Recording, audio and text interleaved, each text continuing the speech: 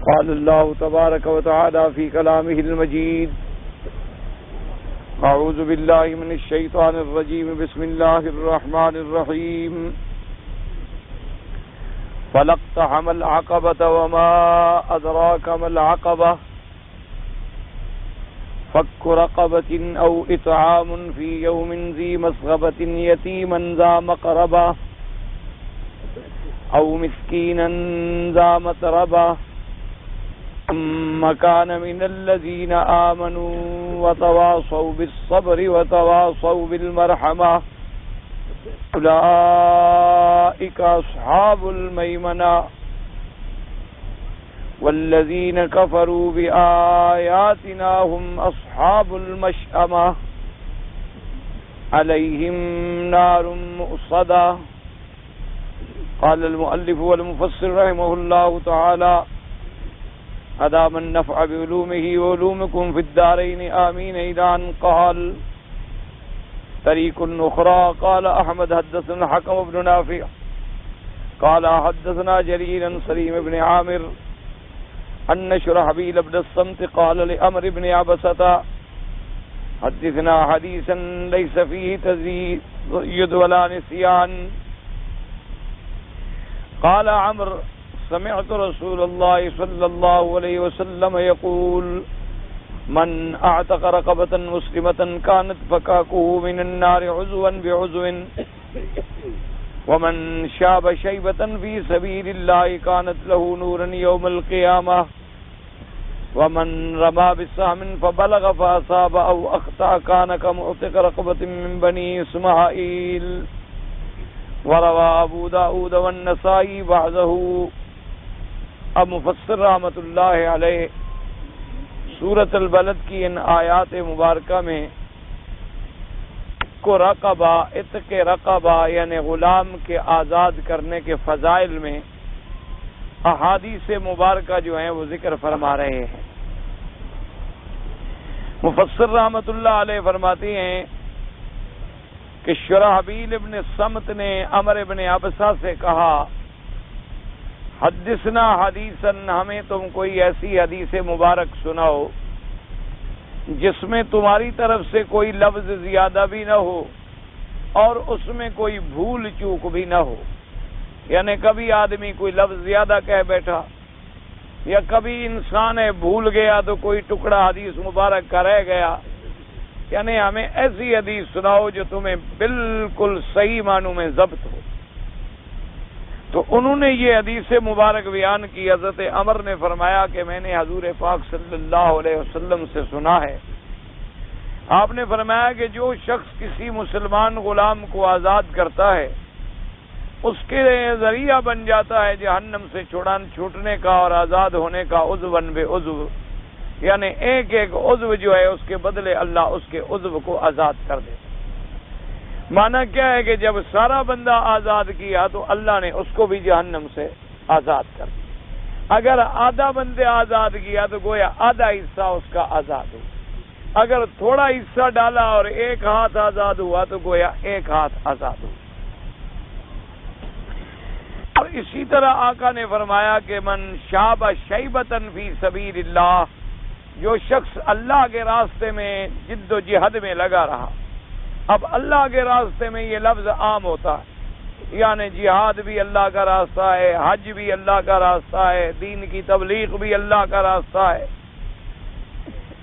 تو درس تدریس خدمت اسلام یہ سب اللہ کا راستہ ہے.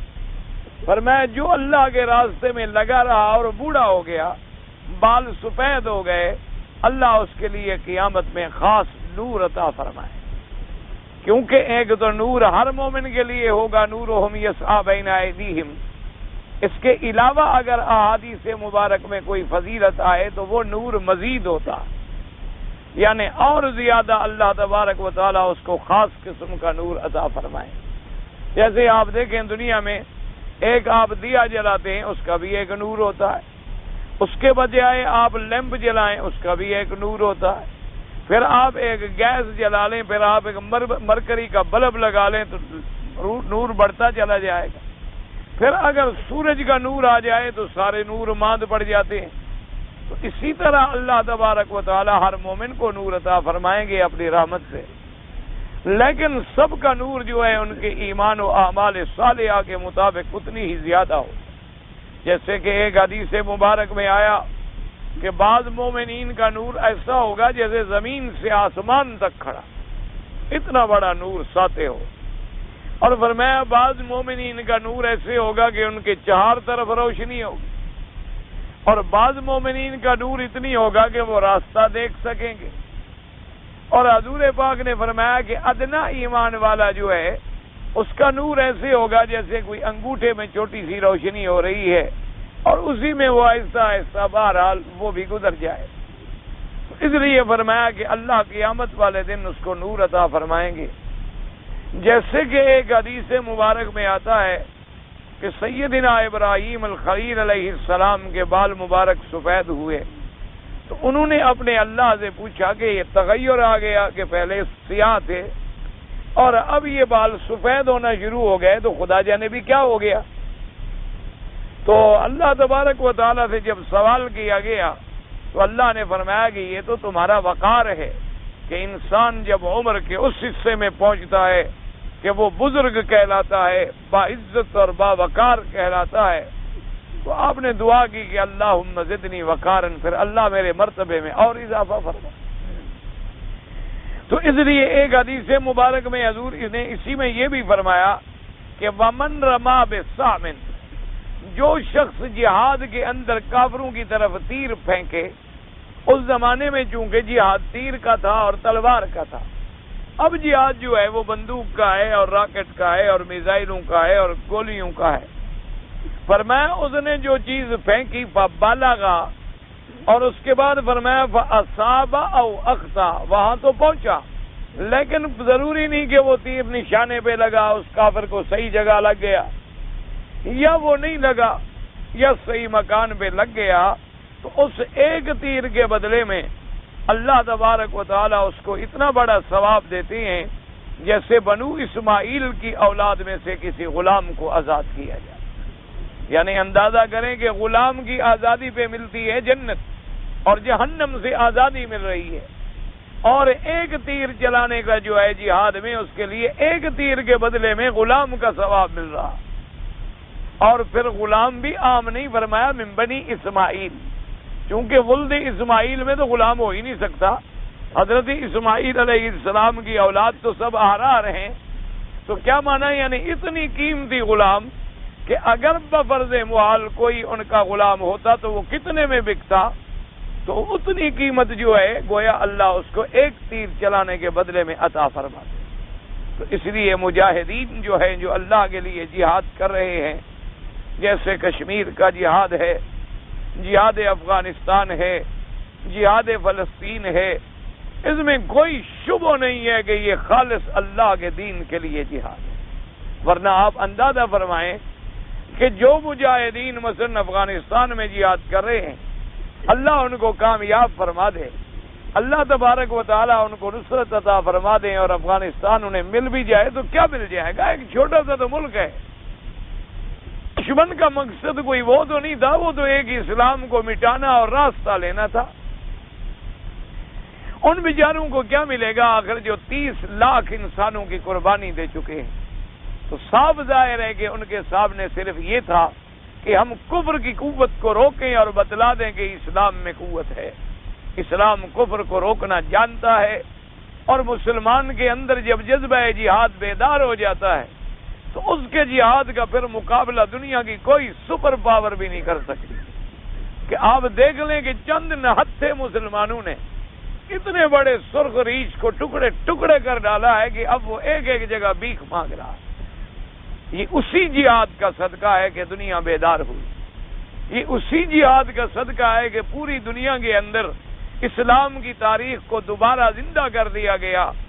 کہ پہلے زمانے میں جو ہم پڑھا کرتے تھے صحابہ رضوان اللہ علیہم اجمعین کے واقعات، تو حیرت ہوتی تھی کہ بھئی کیسے صحابہ نے ایسا کیا ہوگا کہ سمندروں کو خط لکھ دیے اور دریاؤں کو خط لکھ دیے اور دریاؤں کے اوپر گھوڑے ڈال دیے اور جناب پار نکل گئے۔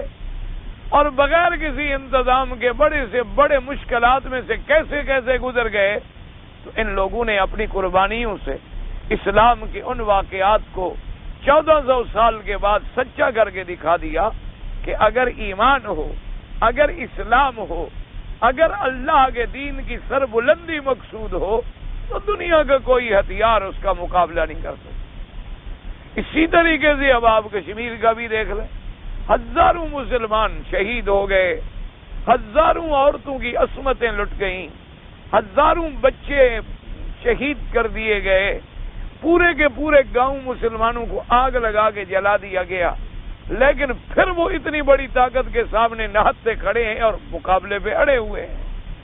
فلسطین کو دیکھ لیں، پتھر اٹھا کر بھی کوئی لڑتا ہے کہ پتھر اٹھا کے بچوں کے پاس کچھ نہیں ہوتا، لیکن جب وہ کسی یہودی گاڑی کو گزرتے ہوئے دیکھتے ہیں تو اپنے مکانوں سے چھپ کے پتھر مار کے شیشہ ہی توڑ دیتے ہیں. چلو اور کچھ نہیں کر سکتے، ایک شیشہ ہی دشمن کا ٹوٹ گیا. اچھا، اس کو کوئی شیشہ ٹوٹنے سے فرق نہیں پڑتا، لیکن اصل فرق یہ پڑتا ہے وہ سمجھتا ہے کہ ایک 7 سال کے بچے کے اندر وہ کون سا جذبہ ہے جو میرے ساتھ لڑا رہا. اسی جذبے سے کفر جو ہے وہ آج تک پریشان ہے. اسی جذبے سے کفر کو جو ہے لرزا اور ترسا ہے کہ ساری دنیا جو مرضی آئے کر لے، لیکن اگر مسلمان کوئی اچھی چھری بھی بنا لے تو کانپنے لگ جاتے. وجہ کیا ہے؟ ان کو پتا ہے کہ ان کے اندر جو جذبہ ہے، ان کے اندر جو جہاد ہے، اگر ان کو طاقت مل گئی ہے تو پوری دنیا پہ چھا جائے. اس لیے فرمایا کہ مجاہد فی سبیل اللہ کا اتنا بڑا ثواب ہے، لیکن شرط یہ ہے کہ وہ جہاد ہو، وہ فساد نہ ہو کہ مسلمانوں سے لڑ پڑے، ایک دوسرے کو فتح کرنا شروع کر دیں، آپس میں ملک کے ملک لڑ پڑیں یا آپس میں صوبے لڑ پڑیں. فرمایا نا، جہاد فی سبیل اللہ جو ہے اس کا بڑا مرتبہ.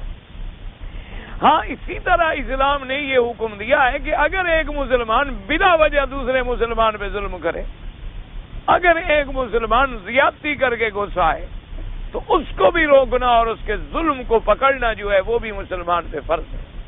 اس لیے کہ میرے آقا نے فرمایا انصر اخاک ظالما او مظلوما.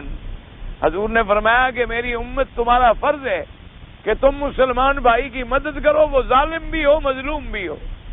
صحابہ نے پوچھا حضور مظلوم کی مدد تو سمجھ آتی ہے کہ جو مظلوم ہے ہم اس کی امداد کریں، لیکن ظالم کی امداد ہم کیسے کریں؟ تو حضور نے فرمایا ظالم کا ظلم سے ہاتھ روک دینا جو ہے یہ بھی مدد ہے کہ ظالم کو اس کے ظلم سے روک دو، اس کے ظلم سے اس کو باز رکھو، اس کے ظلم سے اس کو منع کر دو. اب دیکھیں کہ اللہ نے مسجد الحرام کی کتنی بڑی عظمت بخشی ہے، لیکن یہاں بھی قرآن نے بات بتلا دی کہ وَلَا تُقَاتِلُوهُمْ عِنْدَ الْمَسْجِدِ الْحَرَامِ حَتَّى يُقَاتِلُوكُمْ فِيهِ فَإِنْ قَاتَلُوكُمْ فَاقْتُلُوهُمْ.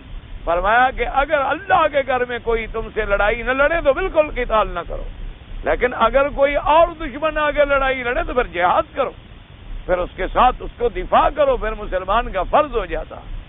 اسی طریقے سے قرآن مقدس میں آتا ہے کہ وَإِن طَائِفَتَانِ مِنَ الْمُؤْمِنِينَ اقْتَتَلَا فَأَصْلِحُوا بَيْنَهُمَا فَإِن بَغَتْ إِحْدَاهُمَا عَلَى الْأُخْرَى فَقَاتِلُوا الَّتِي تَبْغِي حَتَّى تَفِيءَ إِلَىٰ أَمْرِ اللَّهِ. فرمایا کہ اگر دو مسلمان آپس میں ٹکرا جائیں تو ان کی صلح کراؤ، اور اگر صلح میں بھی وہ نہ مانے تو جو ظلم کر رہا ہے پھر اس کے خلاف لڑائی کرو، پھر اس کے خلاف تم اپنی قوتوں کو جمع کر دو.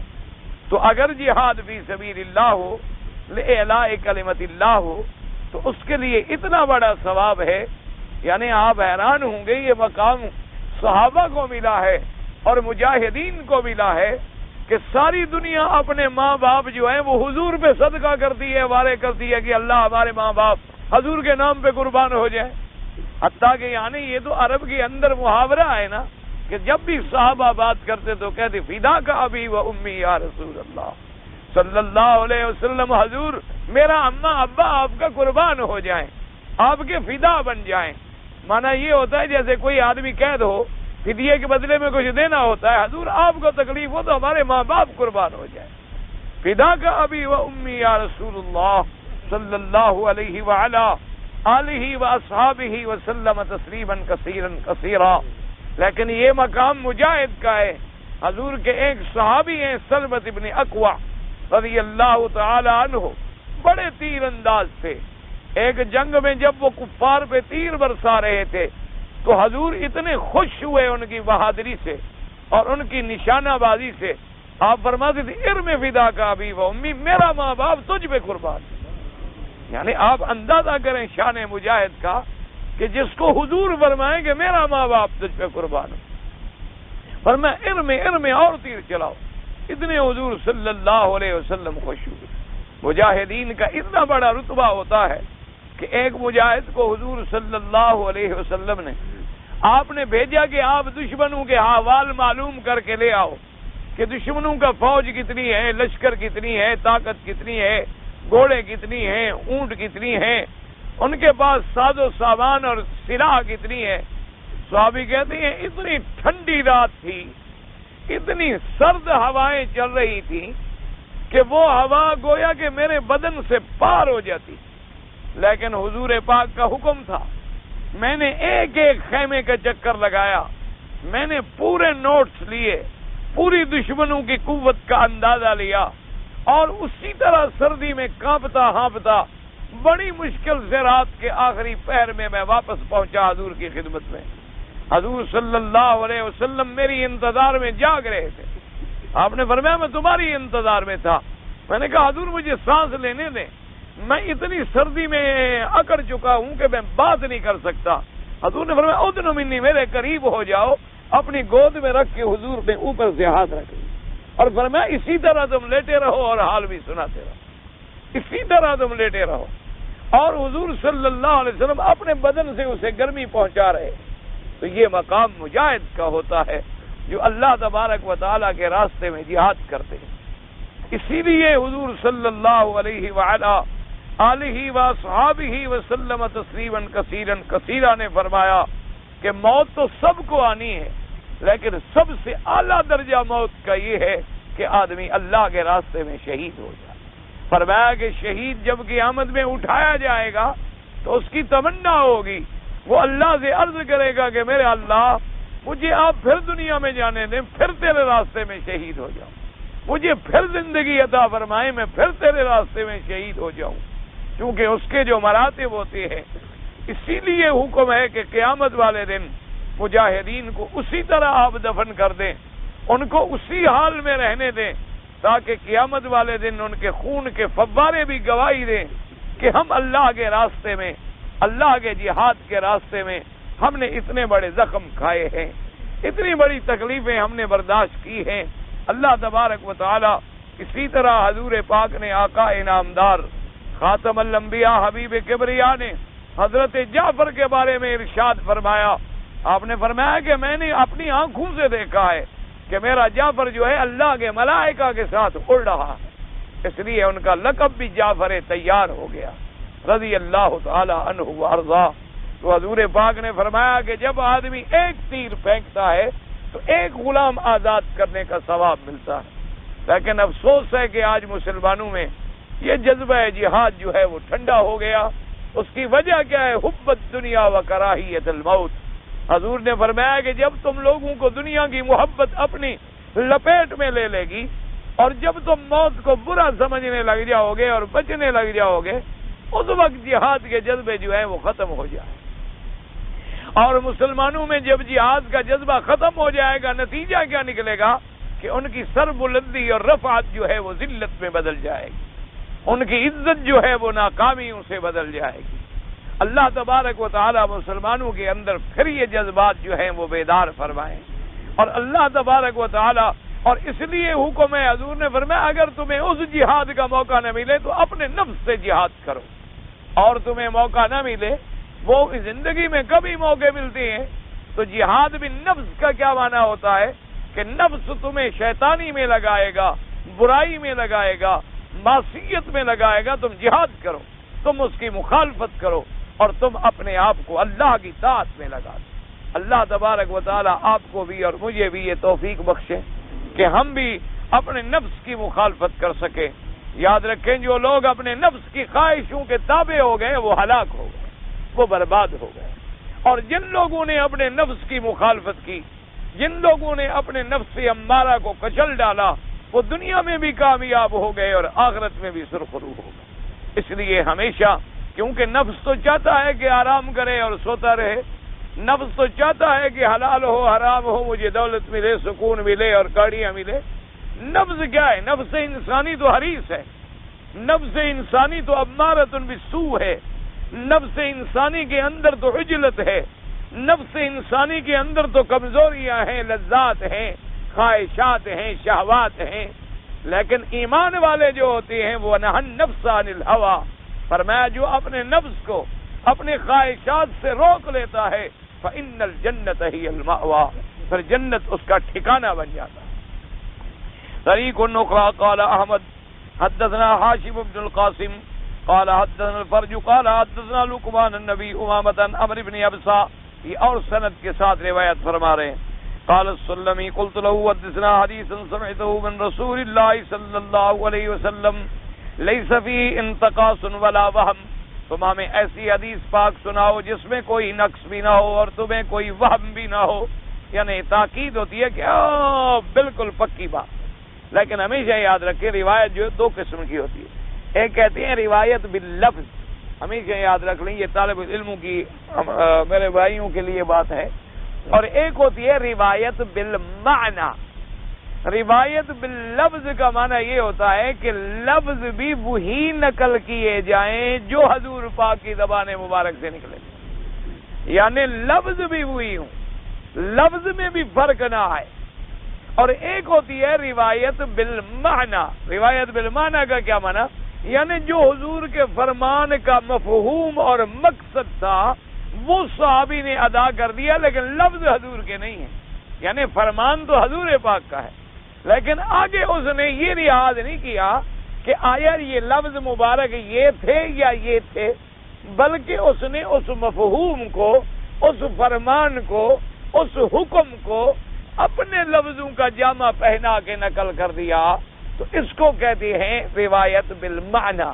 اچھا، اسی طرح جیسے حدیث الہی یا حدیث قدسی آ جاتی ہے تو اس میں کیا معنی ہوتا ہے کہ اللہ ایک مضمون ڈالتے ہیں حضور کے دل میں، لفظ حضور کے ہوتے ہیں، یعنی الفاظ حضور پاک کے ہوتے ہیں، لیکن وہ مضمون ڈالا جاتا ہے میرے اللہ کی طرف سے حضور پاک کے دل مبارک میں، اور پھر وہاں حضور فرمائیں گے یقول اللہ تبارک و تعالی، اللہ تبارک و تعالی یہ فرماتے ہیں، تو اس حدیث کو مصطلحات المحدثین میں کہتے ہیں حدیث قدسی یا حدیث الہی۔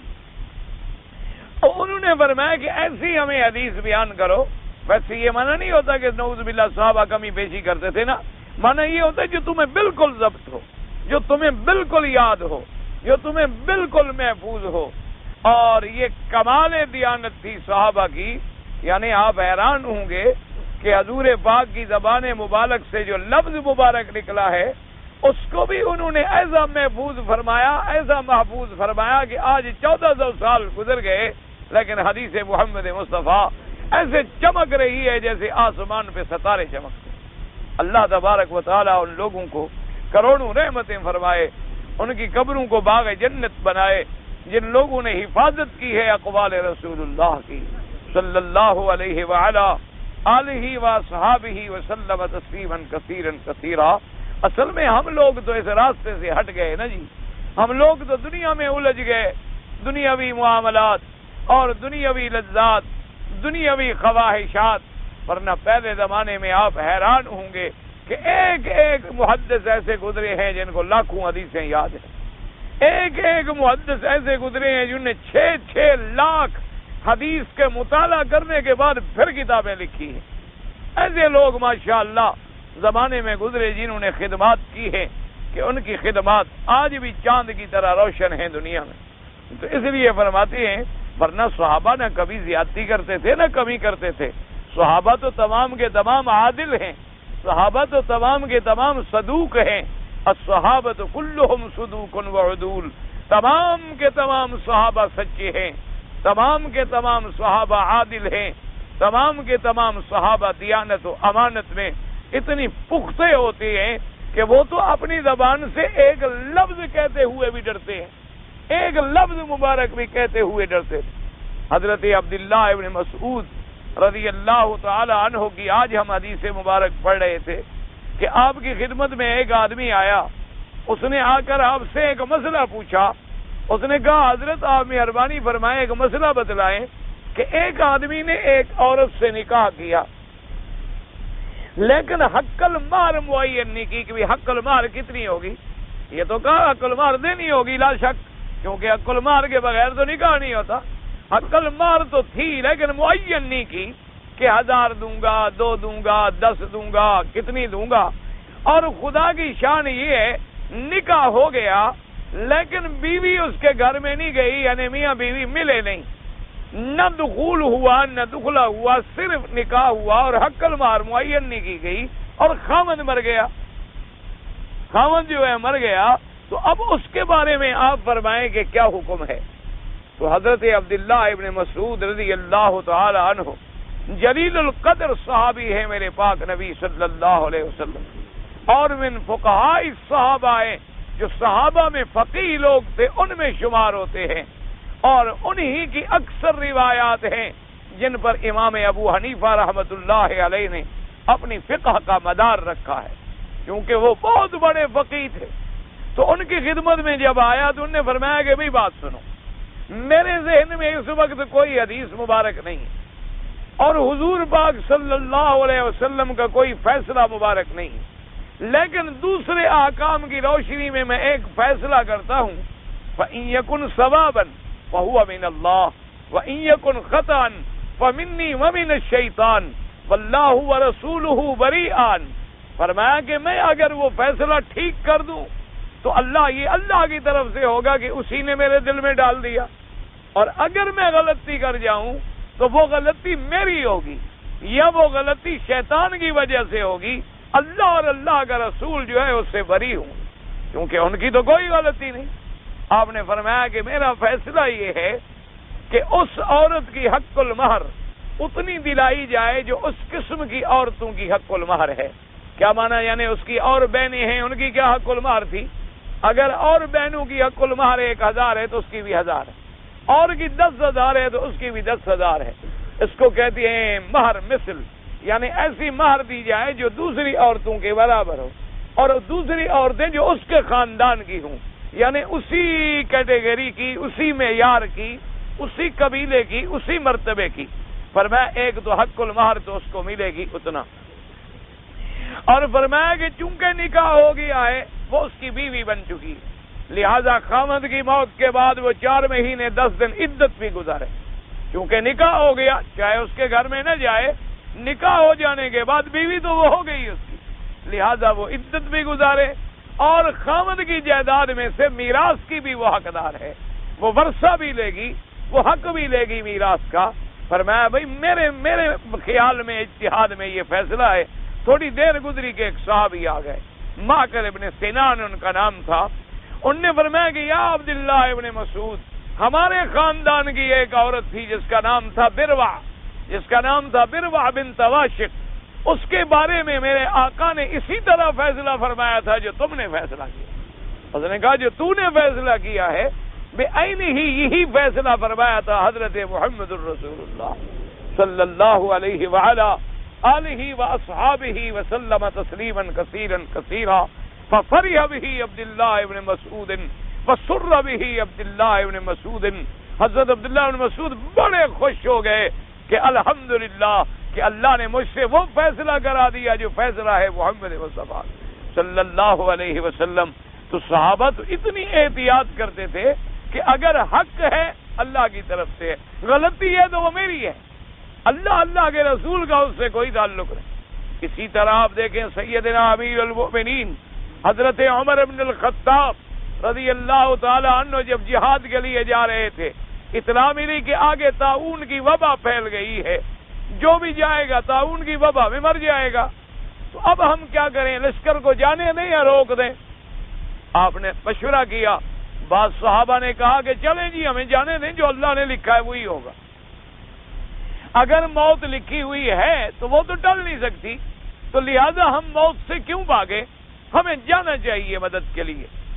کچھ صحابہ نے کہا کہ نہیں حضور کیوں جائیں، جب ہمیں پتہ چل گیا ہے کہ بھی ایک بیماری پھیلی ہوئی ہے، ایک آگ جل رہی ہے، تو ہم اس کے اندر کیوں اپنے آپ کو ڈالیں. اللہ پاک نے ہمیں یہ تھوڑا کہا ہے کہ بلا وجہ اپنے آپ کو ہلاکت میں ڈال دو. حضرت عمر نے دونوں طرف کے فیصلے سنے اور اس کے بعد فرمایا کہ صحابہ تمہارے مشورے کے بعد میں ایک فیصلہ کرتا ہوں، اگر حق ہے تو وہ اللہ نے میرے دماغ میں ڈالا ہو، اور اگر غلطی ہے تو وہ میری ہو۔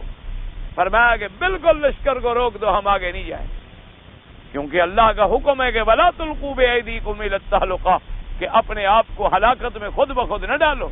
یہ نہیں ہے کہ آگ جل رہی ہو اور خود چھلانگ لگا دو اور کہو جی اگر مرنا ہے تو مر جاؤں گا اور زندہ رہنا ہے تو زندہ رہوں گا۔ بھئی یہ دنیا میں اسباب ہیں جو اللہ نے اسباب بنائے ہیں، ان اسباب پر عمل کرنا جو ہے وہ بھی ضروری ہے کہ سیدھا راستہ اختیار کرو اور ٹیڑھے راستے پہ نہ چلو۔ اگر کانٹے پڑے ہیں تو پاؤں بچاؤ، یہ بھی شریعت کا ہمیں حکم ہے۔ تو ابھی آپ فیصلہ کر کے بیٹھے تھے، ایک صحابی آ گئے، انہوں نے فرمایا کہ حضرت امیر المومنین، میں نے آقا سے حدیث سنی ہے کہ اذا سمعتم بأرض الطاعون فلا تدخلوها فاذا انتم بها فلا تخرجوها او كما قال رسول اللہ صلی اللہ علیہ وسلم، کہ آقا نے فرمایا اگر تم کسی شہر میں ہو، کسی بستی میں ہو اور وہاں کوئی طاعون کی وبا پھیل جائے تو باہر نہ نکلو، وہیں رہو، اور اگر تم باہر ہو تو پھر اندر داخل ہونے کی کوشش نہ کرو، پھر اپنے آپ کو بچاؤ اور پھر نہ آؤ۔ اسی میں ہزاروں حکمتیں تھیں کہ اگر جو اندر ہیں وہ سارے باہر بھاگ جائیں، پوری دنیا میں طاعون پھیل جائے، اور اگر جو اندر ہیں وہ سارے باہر بھاگ جائیں تو جو مرے اس کا جنازہ اور تکفین اور تدفین کون کرے؟ اور الحمدللہ الذی، اللہ تیرا شکر ہے کہ وافق قضائی قضاء رسول اللہ، کہ میرا فیصلہ وہی ہوا جو فیصلہ تھا حضرت محمد الرسول اللہ کا صلی اللہ علیہ وعلا آلہ واصحابہ وسلم تسلیما کثیرا۔ ایک صحابی جوش میں آ گئے، انہوں نے آگے کہا کہ یا امیر المومنین انحن نفر عن قدر اللہ، کہنے لگے امیر المومنین آپ نے حکم دے دیا ہے کہ لشکر واپس جائے، تو کیا اللہ کی تقدیر سے ہم بھاگ رہے ہیں؟ آپ نے فرمایا سمجھو، نفر من قدر اللہ الی قدر اللہ، اللہ کی تقدیر سے اللہ کی تقدیر کی طرف بھاگ رہے ہیں۔ اللہ کی تقدیر کہیں چھوڑ دے گی؟ اللہ کی تقدیر سے تو ہم کہیں بھاگ ہی نہیں سکتے۔ تو جو کچھ ہم کر رہے ہیں وہ بھی اللہ کی تقدیر ہے، لیکن تم اللہ کی تقدیر کو سمجھ نہیں رہے ہو۔ اللہ کی تقدیر کا معنی یہی ہوتا ہے کہ جو اللہ کے احکام ہیں ان کی اطاعت کرو، اللہ کے قضاء و قدر پر ایمان لے آؤ اور شریعت کے احکام کی تعمیل کرو، کتاب سنت کی اطاعت کرو، اسی کے اندر اس کی حکمتیں ہیں۔ تو فرمایا اس لیے صحابہ سب عدول ہیں، یہ احتیاط تھی۔ کہنے لگے حدثنا حدیثا، ہمیں ایسی حدیث سناؤ لا انتقاص فیہ ولا وہم، جس میں وہم بھی نہ ہو اور جس میں کوئی لفظ چھوٹے بھی نہ۔ تو انہوں نے کہا اچھا میں آپ کو حدیث سناتا ہوں جو میں نے سنی ہے حضور پاک صلی اللہ علیہ وعلا آلہ واصحابہ وسلم تسلیما کثیرا۔ قال من ولد له ثلاثة أولاد في الإسلام فماتوا قبل أن يبلغ الأنس أدخله الله الجنة بفضل رحمته إياهم، ومن شاب شيبة في سبيل الله كانت له نورا يوم القيامة، ومن رمى بسام في سبيل الله بلغ به العدو وأصابه أخطأ كان له عتق رقبة، ومن أعتق رقبة مؤمنة أعتق الله بكل عضو منه من النار، ومن أنفق زوجين في سبيل الله فإن للجنة ثمانية أبواب يدخله الله من أي باب شاء منها، وهذه أسانيد جيدة قوية وللہ الحمد۔ اب مفسر رحمت اللہ علیہ فرماتی ہیں کہ انہوں نے جو حدیث بیان فرمائی اس حدیث پاک میں آتا ہے کہ حضور نے فرمایا کہ جس شخص کی 3 اولاد، یعنی کسی آدمی کے اسلام میں مسلمان ہے، اس کے 3 بچے جو ہیں بالغ ہونے سے پہلے فوت ہو گئے، یعنی پیدا ہوئے اور چھوٹے تھے یا بڑے تھے لیکن ابھی بالغ نہیں ہوئے، لم یبلغ الانس یعنی بلوغ کو نہیں پہنچے تھے، وہ فوت ہو گئے اور اس نے صبر کیا، کیونکہ دوسری حدیثوں میں صبر کا حکم موجود ہے، اور اس نے کہا بھی اللہ کی مرضی ہے، اللہ نے جو لکھا تھا، کیوں موت کا کیا پتا ہو۔ آج بھی ماشاءاللہ ہمارے بڑے مہربان تھے ایک شیخ سویجی رحمت اللہ، وہ بھی ماشاءاللہ کل عشاء کی نماز پڑھ کے گئے، بالکل ٹھیک ہے، ابھی میں باہر گیا ہوا تھا، واپس آیا پتہ لگا وفات ہو گئی۔ دعا کریں اللہ ان کی قبر پہ کروڑوں رحمتیں فرمائے، اللہ ان کے درجات بلند فرمائے، اللہ انہیں جنت الفردوس نصیب فرمائے، اور اللہ ان کے پسماندگان کو صبر جمیل عطا فرمائے۔ بہت بڑے عالم تھے اور بہت بڑے ماشاءاللہ سخی اور فیاض، اور اتنے خیر کے کام کیے ہیں میرے خیال میں ماشاءاللہ کہ کوئی آدمی گن بھی نہیں سکتا۔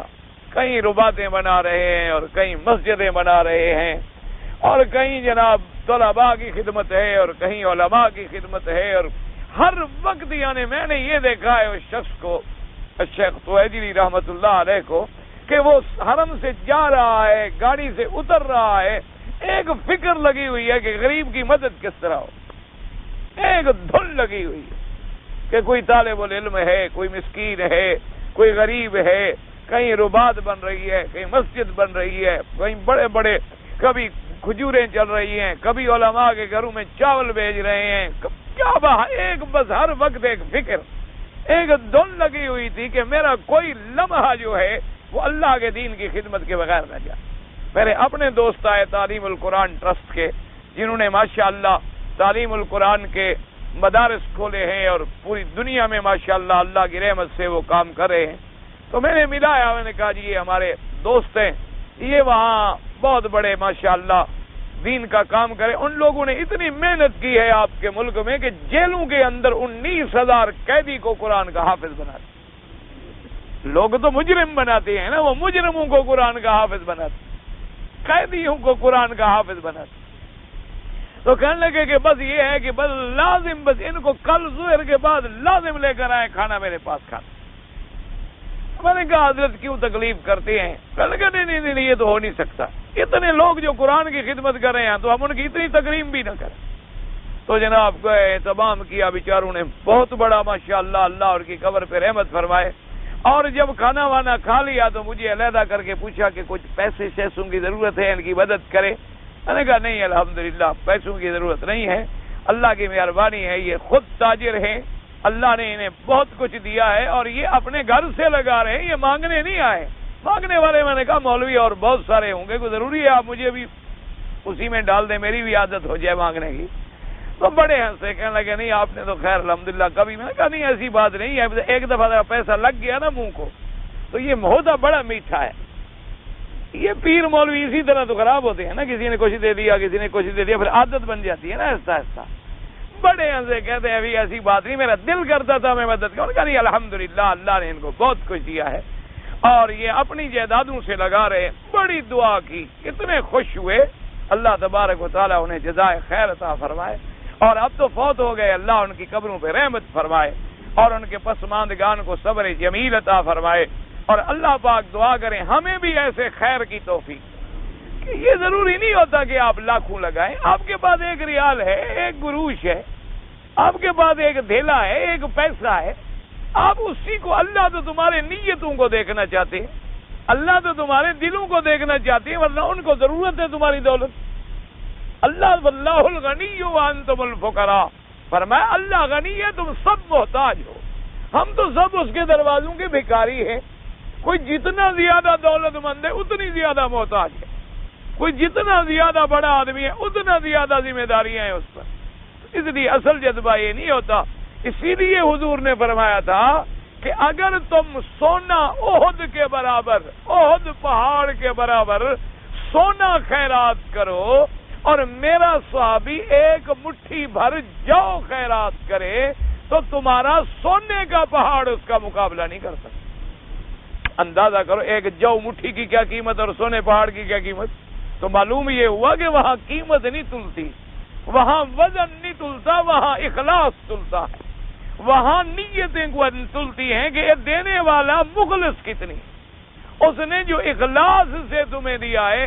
میں نے شاید پہلے بھی آپ کو بتایا تھا، ہمارے استاد سے فوت ہو گئے حضرت گمانوی رحمت اللہ علیہ، دعا کریں ان کا بھی مدرسہ بہت بسیدہ ہو گیا، بڑا تاریخی مدرسہ ہے ماشاءاللہ، اللہ ہمیں توفیق دے کہ ہم ان کی خدمت کریں۔ تو وہ ہمیں بھیجتے کہ جی فلاں آدمی مدرسے کو 8 آنے چندہ دیتا تھا، وہ جا کے لے آؤ۔ ایک دفعہ میرا دوست تھا، وہ 20,000 دے رہا تھا، میں لے گیا اس کو، میں نے کہا حضرت یہ 20,000 ہے، فرمایا یہ تو میں نہیں لیتا۔ اب جی ہم منتیں کر رہے ہیں، وہ بھی بلوچ آدمی تھے، آپ جانتے ہیں نا بلوچ دماغ تو خراب ہوتا ہے نا، کبھی کبھی لوگ ناراض ہو جاتے ہیں، مکی صاحب سے مسئلہ پوچھا ناراض ہو گیا، بھائی مکی صاحب لاکھ ملا بن جائے، مولوی بن جائے، بلوچ تو ہے۔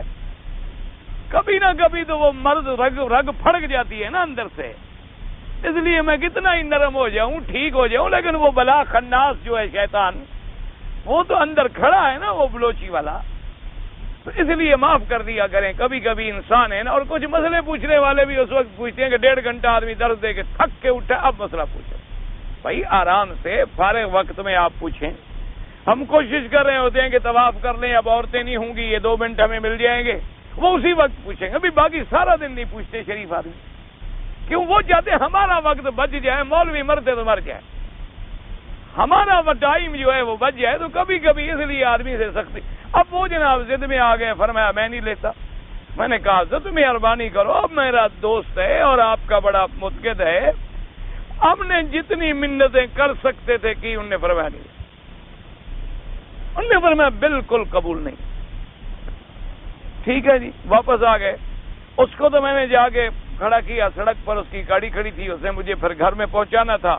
میں نے کہا تم یہاں ٹھہرو، میں استادوں سے بات۔ میں نے کہا حضرت 8 آنے کے لیے آپ ہمیں بھیجتے ہیں کہ فلاں آدمی کے پاس جا کر 8 آنے لے آؤ، ہم سائیکل چلا چلا کے ہماری ٹانگیں ٹوٹ جاتی ہیں۔ اس زمانے میں سائیکل ہوتے تھے، کہاں سے گاڑیاں لے آتے تھے، کاریں تھی، سائیکل تھے اور گھوڑیاں، ٹانگیں۔ اور اگر 20,000 دروازے پہ آیا ہے تو وہ آپ نے ٹھکرا دی، ابھی مجھے چندے کے لیے آپ بھیجیں گے، میں کبھی نہیں جاؤں گا۔ مجھے پکڑ لیا، کہتے ہیں بیٹا وہ 8 آنے حلال کے ہوتے ہیں، اس 8 آنے میں اس غریب کا اخلاص ہوتا ہے، اس کی برکت سے تو میں تمہیں حدیث پڑھا رہا ہوں۔ اور یہ 20,000 مشکوک ہے، ملازم آدمی ہے، رشوت کے پیسہ، اس لیے حرام لے کر میں جب تم لوگوں کے پیٹ میں حرام ڈالوں گا، تم حدیث کیا پڑھاؤ گے؟ میں تو تمہاری وجہ سے نہیں لے رہا، ورنہ 20,000 تو مجھے بھی اچھا لگتا ہے۔ اب جا کر جناب ہمیں سمجھ آئی کہ ان لوگوں کا فکر کیا تھا اور ہم لوگوں کی نظر کیا تھی۔ ہمیں 20,000 بڑے نظر آ رہے تھے، ان لوگوں کو حلال بڑا نظر آ رہا کہ بھی حلال ہو اور تھوڑا ہو، اس میں جو برکت ہوتی ہے وہ حرام میں کبھی نہیں ہو سکتی۔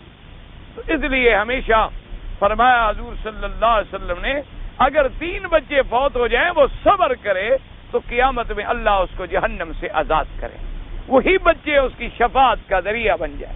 اچھا، ایک حدیث میں آتا ہے، ایک صحابی نے کہا حضور اگر کسی کے 2 مر گئے ہوں، اس بیچارے کے 2 مرے ہوں گے نا، تو حضور نے فرمایا اچھا اگر 2 مریں گے تو وہ بھی چھڑائے۔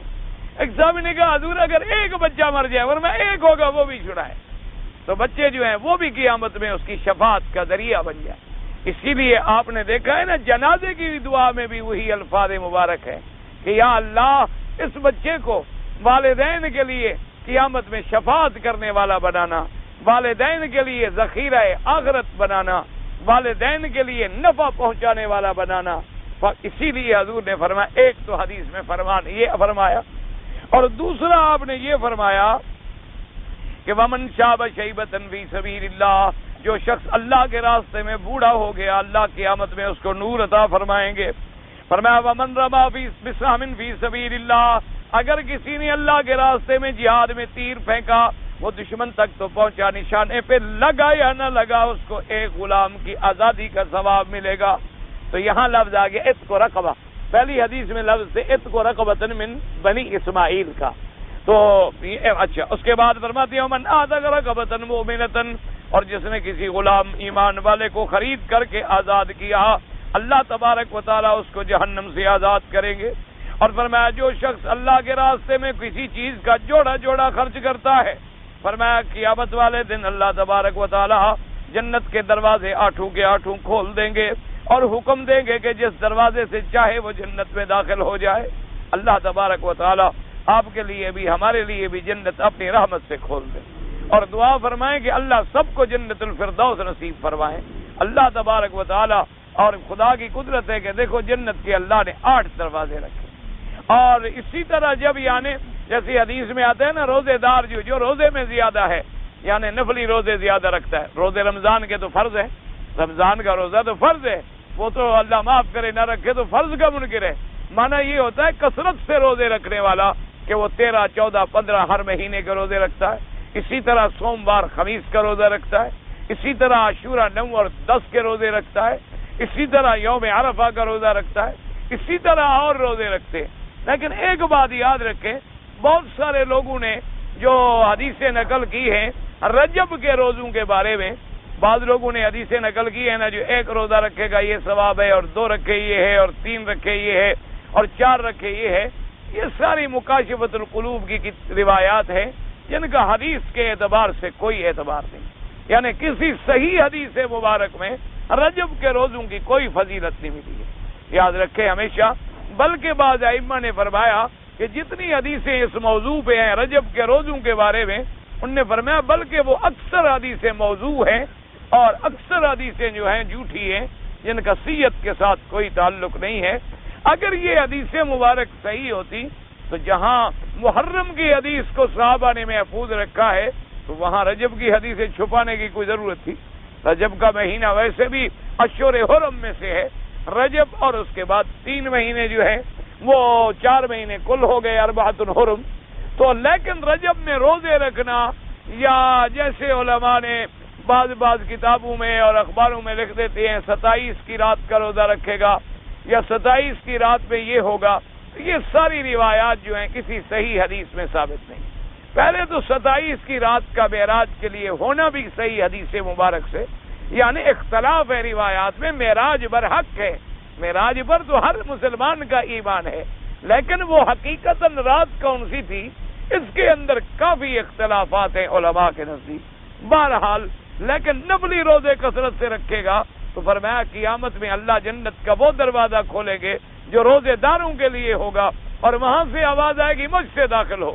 نماز والے سے آئے گی مجھ سے داخل ہو، خیرات والے سے آئے گی مجھ سے داخل ہو. اور بعض خوش نصیب ایسے ہوں گے جن کو 8 دروازوں سے آواز آئے گی کہ جدھر سے آؤ آؤ، سب دروازے تیرے لیے جو ہے وہ کھلے ہوئے. اس لیے اس حدیث مبارک میں یہ فضیلت، اور فرماتے ہیں کہ اسناد اس کا جو ہے اچھا ہے.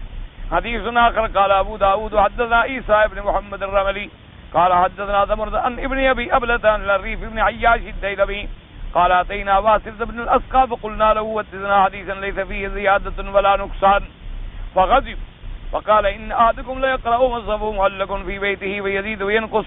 قلنا انما اردنا حديثا سمعته عن رسول الله صلى الله عليه وسلم قال اتينا رسول الله صلى الله عليه وسلم في صاحب لنا قد اوجب يعني النار بالقتل فقال اعتقوا ان يعتق الله بكل عضو منه عضوا من النار. وكذا رواه النسائي من حديث ابراهيم بن ابي ابلة عن الريف بن عياش الديلمي واصلة به. فرماتے ہیں واصلۃ بن الاسقى کی خدمت میں ہم آئے اور ہم نے ان سے کہا کہ بھی ہمیں کوئی ایسی حدیث بیان کرو جس میں تم کوئی کمی بھی نہ کرو اور زیادتی بھی نہ کرو. تو غصے میں آ گئے. غضب، انہوں نے کہا عجیب بات ہے، ایک آدمی کا قرآن بھی اوپر لٹکا ہوا ہوتا ہے اور قرآن پڑھ رہا ہوتا ہے بھول جاتا ہے، تو اللہ کے قرآن میں تم نہیں بھول جاتے ہو؟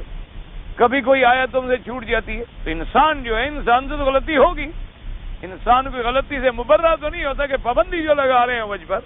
انہوں نے کہا اللہ کے بندے ناراض نہ ہو، ہمارا مقصد یہ ہے کہ کوئی ایسی بات سناؤ جو حضور سے سنی ہو، کیونکہ لفظ حدیث تو عام تھا نا کہ کوئی بات سناؤ. انہوں نے کہا بھی کوئی بات سناؤں تو لازمی بات ہے کوئی بھول چوک تو ہو سکتی ہے.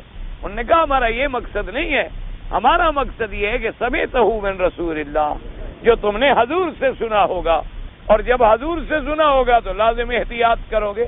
اسی لیے اب دیکھیں نا کہ سیدنا ابی بکر صدیق رضی اللہ تعالیٰ عنہ شان میں سب سے بڑے ہیں، لیکن حضور سے حدیثیں روایت کرنے میں سب سے چھوٹے. سب سے کم حدیثیں روایت کی ہیں سیدنا ابی بکر. اس کی وجہ کیا تھی؟ ڈر کہ کہیں ایسا نہ ہو جائے کہ کوئی لفظ زیادہ ہو جائے، کہیں ایسا نہ ہو جائے کوئی لفظ کم ہو جائے، کیونکہ پھر آپ پر ذمہ داریاں تھی حضور کی خدمت کی، آپ پر ذمہ داریاں تھی حضور کے بعد خلافت کی.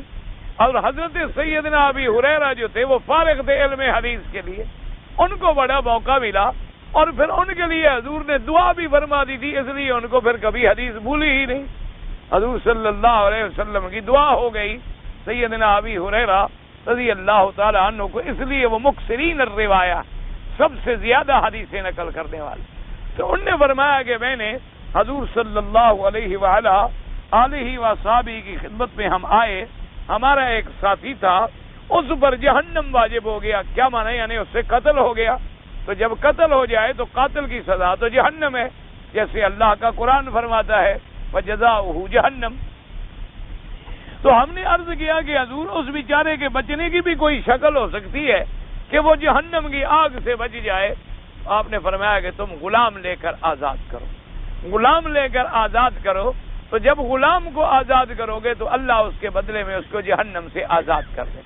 لیکن مسئلہ سمجھ لو، ایک آدمی اگر کسی کو قتل کرے گا، اسلام کہتا ہے کہ وہ قتل کے بدلے میں قتل کیا جائے۔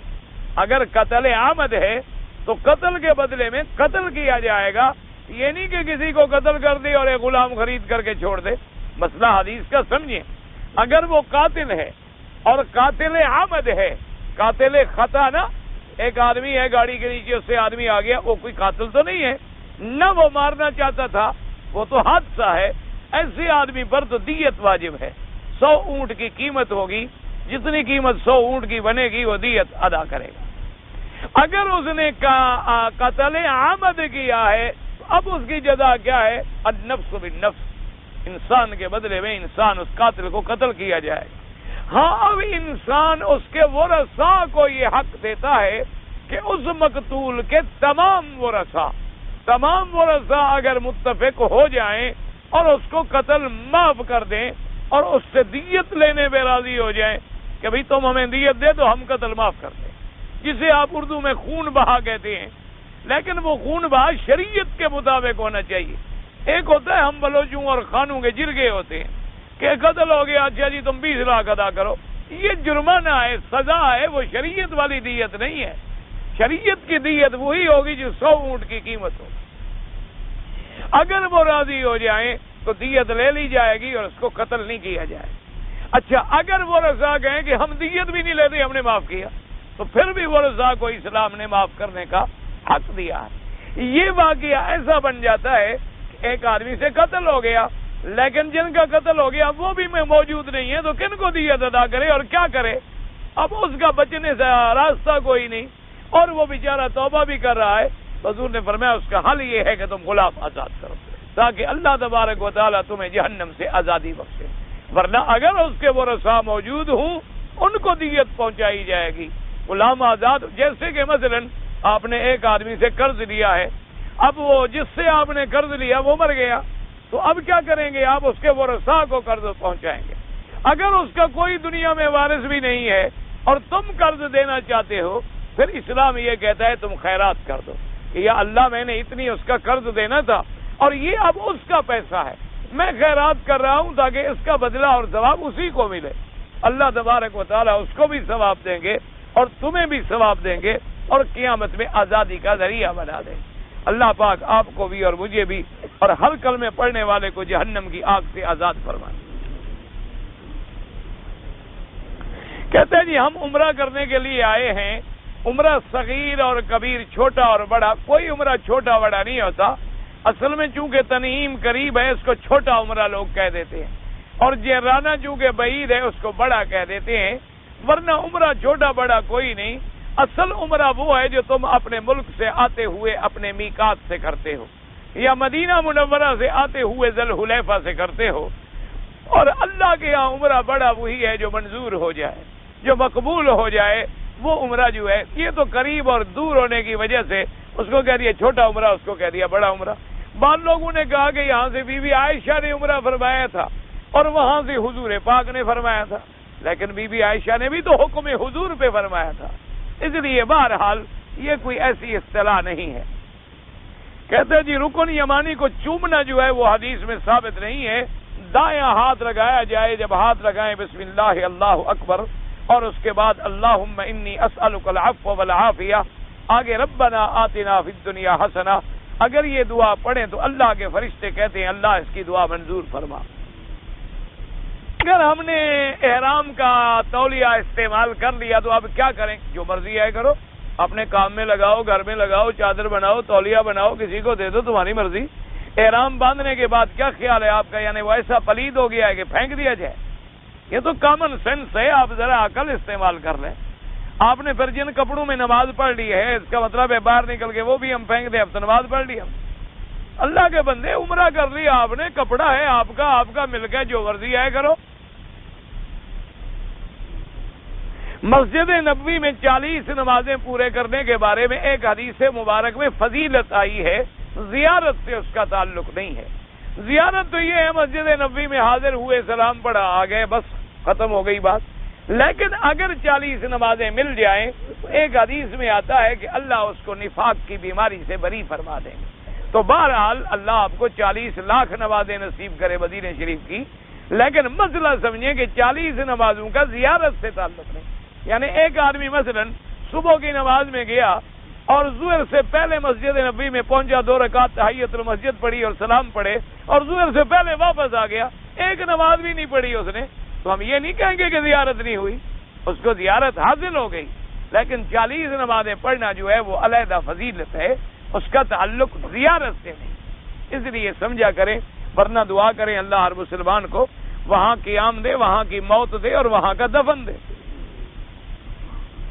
اب کسی کے لیے عمرہ نہ کریں، اپنے لیے عمرہ کریں اور اس کے لیے دعا کر دیں، اللہ اجر عطا فرما دیں۔ چھوٹے بچے جو نماز پڑھتے ہیں صفوں میں، چاہیے کہ ان کو پچھلی صفوں میں کھڑا کیا جائے۔ حضور نے فرمایا پہلی صفیں جو ہیں مردوں کی ہوتی ہیں اور ان کے بعد بچوں کی، اور آخری صفیں جو ہیں وہ عورتوں کی۔ ایک آدمی کی آنکھیں بھی نہیں ہیں اور کانوں میں بھی آواز نہیں جاتی، وہ نماز کیسے پڑھے؟ کسی کے ساتھ کھڑا ہو، اس کے مطابق حرکت کرتا رہے گا۔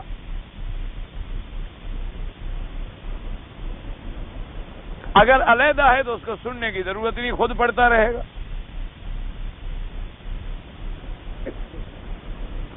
شہید وہ ہوتا ہے جو اللہ کے راستے میں جہاد کرے، جہاد کافروں کے خلاف ہو، اللہ کے دین کی بلندی کے لیے ہو، نہ دولت کے لیے ہو، نہ مال کے لیے ہو، نہ ملک کے لیے ہو، نہ ریا کے لیے ہو، نہ شہرت کے لیے ہو، اور مسلمان بادشاہ کی قیادت میں اعلان ہو اور اللہ کے راستے میں آدمی، وہ جہاد ہوگا۔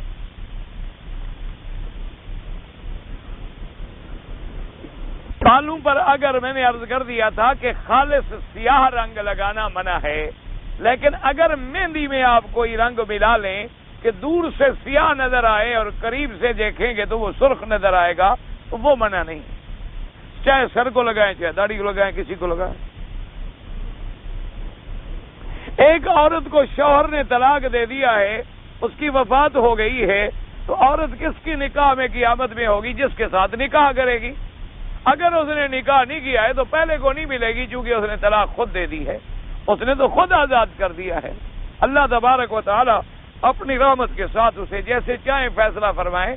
طلاق کے بعد اس کی بیوی نہیں رہی، قیامت میں بیوی ملے گی۔ جب طلاق ہوگی، جب بیوی ہی نہیں رہی تو اسے کیوں ملے؟ اب اگر اس نے دوسرا نکاح کر لیا تو جس کے حق میں فوت ہوگی اس کو ملے گی۔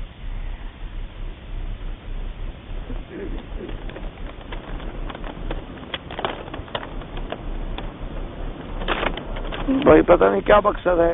اچھا، مسلمان شہید ہو رہے ہیں برما میں، اللہ پاک ان کی مدد فرمائے۔ ہم تو روز دعا کرتے ہیں، ابھی برما کا مسلمان ہو، بنگلہ کا ہو، ہندوستان کا ہو، پاکستان کا ہو، عرب ہو، عجم ہو، اللہ تمام مسلمانوں کی جان، مال، آبرو، عزت کی حفاظت فرمائے۔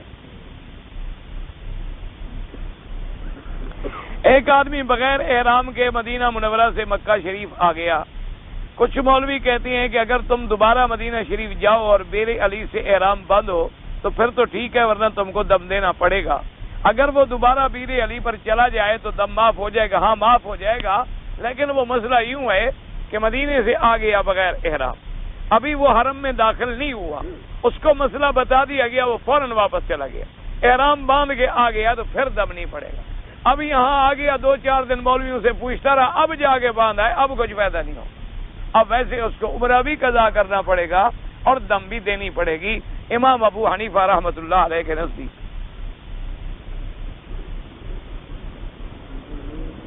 سجدے میں جاتے ہوئے جب ہم جاتے ہیں تو پہلے کیا گھٹنے لگتے ہیں، یا ویسے آپ کے کیا لگتے ہیں پہلے؟ ایک واضح سی بات ہے، سیدھی سی بات ہے، اللہ کے بندے۔ ایک طواف میں نے کیا، ایک چکر ہوا تھا کہ میں نے دل میں خیال آیا کہ نیت ٹھیک نہیں کی، ہاتھ کانوں تک نہیں لے آیا، طواف چھوڑ کر دوبارہ تسلی سے ٹھیک طور پر۔ وہ یہ ضروری نہیں کہ نیت کرنے کے وقت ہاتھ ہمارے کانوں پر ہے، اگر ہاتھ ادھر ہو گئے تو ہماری نیت بھی ختم ہو گئی، یہ کوئی مسئلہ نہیں۔ یعنی ہمارے لوگ مسئلہ یاد کریں تو چھوٹا چھوٹا ایسا یاد کرتے ہیں، کانوں کو بھی نہیں چھوڑتے، اور اگر نہ یاد کریں تو بلائیں ہضم ہو جائیں۔ اللہ کے بندے نیت یہی ہے کہ مثلا اب میرے دل میں ہے کہ میں انشاءاللہ اذان کے بعد طواف کروں گا، تو یہ نیت ہے. اب اور کسی نیت کرنے کی ضرورت، میں ادھر جب جا رہا ہوں کیوں جا رہا ہوں؟ طواف کے لیے جا رہا ہوں، یہی نیت ہے. اب حجر اسود کے سامنے کیا بسم اللہ اللہ اکبر، ہاتھ تھوڑے اٹھائے، چھوٹے اٹھائے، ایک اٹھایا، دو اٹھائے، یوں کیا، جو کیا ٹھیک ہو گیا، الحمدللہ ثم الحمدللہ، کوئی مشکل نہیں، کوئی مسئلہ نہیں. لیکن نا جی جب یہاں سے چل کر حجر اسود تک آپ گئے، کیوں گئے؟ کس لیے؟ آپ ادھر نہیں گئے، اس کونے پہ بھی نہیں گئے، آپ بازار بھی نہیں گئے، باب السلام نہیں گئے، باب العمرہ نہیں گئے، ادھر گئے. کیوں گئے؟ آپ مانا ہے کہ آپ طواف کرنے گئے. جب طواف کرنے گئے یہی نیت ہے. اب آپ کس نماز کے لیے بیٹھے ہیں؟ عشاء کے لیے، یہی نیت ہے. یہ جو نیت ہمارے ملک میں ہے کہ 4 رکعت نماز عشاء بوقت 7:45 بجے بروز اتوار کعبہ شریف کے اندر پیچھے اس امام کے اس امام کے اس امام کے، اللہ اکبر، یہ تو بدعت ہے، گناہ ہے. یہ کہاں کی نیت ہے؟ یہ تو گناہ ہوتا ہے، یہ تو کوئی نیت نہیں ہے. ہمارے مقام النیت القلب، دل جو ہے وہ نیت ہے، وہ مقام ہے کہ دل میں ہے کہ اب ہم عشاء پڑھیں، اللہ اکبر. وہ تو کتابوں میں فقہا نے لکھا ہے کہ لوگ چونکہ غافل ہیں اس لیے ان کو زبان سے بھی کہہ لینا چاہیے، کہیں ایسا نہ ہو پتہ تو لگے کیا کر رہے ہیں. کیونکہ لوگ ہوں گے عصر میں اور نیت کر رہے ہوں گے ظہر کی، ہوں گے مغرب میں اور سوچ رہے ہوں گے عشاء کی. کیونکہ ہم نماز یہاں پڑھتی ہیں اور دل ہمارا گھر میں اٹکا ہوتا ہے. برزبان تسبیح ہو در دل گاؤ خر، جیسے شیخ سعدی نے کہا تھا کہ ایک آدمی زبان سے تو تسبیح کہتا ہے اور دل میں اس کے خیال ہوتا ہے کہ میری گدھا کا کیا ہوا اور میرے گائے کا کیا ہوا. اس لیے جو ہے نا ان نے کہا تھا کہ زبان سے دوہرا لیں تاکہ ایک دفعہ ذہن ادھر متوجہ ہو جائے کہ ہم یہ کام کر رہے ہیں. ورنہ مقام نیت جو ہے وہ دل ہے، اس کا زبان سے کہنے کی کوئی ضرورت نہیں.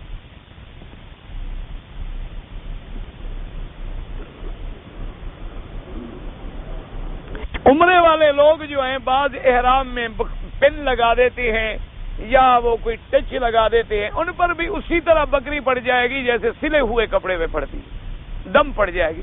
کیوں؟ تو سلا ہوا کا معنی کیا ہوتا ہے؟ دھاگے سے سیا جائے یا لوہے سے سیا جائے، بات تو وہی ہو گئی. تم جب اس کو ٹانکے لگا رہے ہو اور پن لگا رہے ہو اور بٹن لگا رہے ہو، کیا معنی ہے؟ اس کا مطلب ہے تم اس کو سی رہے ہو کہ بدن پر سلا رہے. احرام میں ضرورت ہے بغیر سلے ہوئے کپڑے پہننے کی. آپ چادر باندھ لیں اور ایک چادر اوپر ڈال لیں، بات ختم ہو گئی. گر گئی پھر ڈال لیں. احرام کا معنی یہ تھوڑا ہے کہ اگر اوپر سے چھوٹ گیا تو ہمارا احرام ختم ہو گیا. یہ بالکل غلط ہے. نہ سوئے لگایا کریں، نہ پن لگایا کریں. ایک آدمی کے پاس ایک چادر ہے، دوسری چادر ہے ہی نہیں، تب بھی احرام ہو گیا، کوئی ایسی بات نہیں.